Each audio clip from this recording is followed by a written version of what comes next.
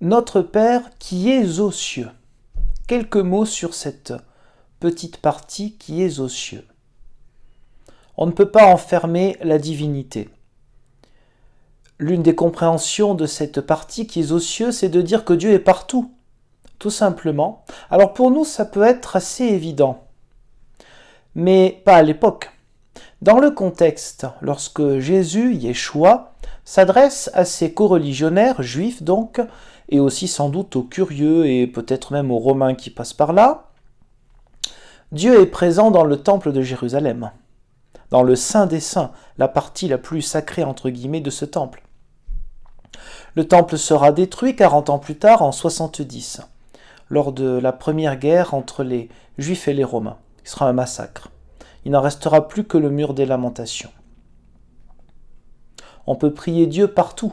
On peut trouver Dieu partout. Cela fait partie des messages des Saintes Écritures. Et particulièrement le message du Christ. Le Christ lui-même priait Dieu le Père, son Père, et aussi notre Père donc, il le priait partout.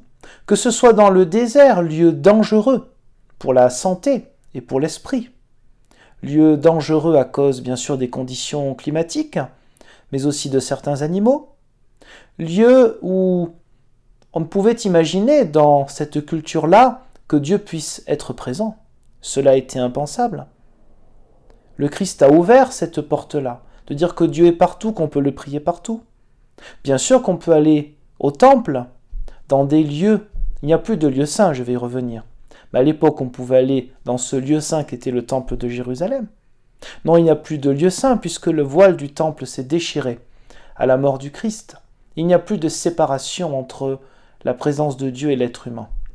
Le Christ est venu pour faire le lien, pour couper cette frontière, pour casser cette barrière entre Dieu et tous les êtres humains. C'est pour ça qu'on parle d'une nouvelle alliance, un nouveau testament dans le sens d'alliance, quelque chose de relationnel, de personnel, mais qui se vit en communauté, car nous n'oublions pas que nous sommes dans la prière notre Père. Ce n'est pas mon Père, c'est notre Père. Donc notre Père qui est aux cieux, c'est une manière de s'adresser à Dieu en pensant qu'il est partout, pas plus à un endroit qu'à un autre. Donc de même pour nous aujourd'hui, pour ce qui est de la foi personnelle, on peut le prier n'importe où, même dans sa chambre, comme Jésus le disait déjà. Mais la communauté n'est quand même pas une option. Il est fondamental de vivre notre foi en Église et donc de dire ensemble le Notre Père.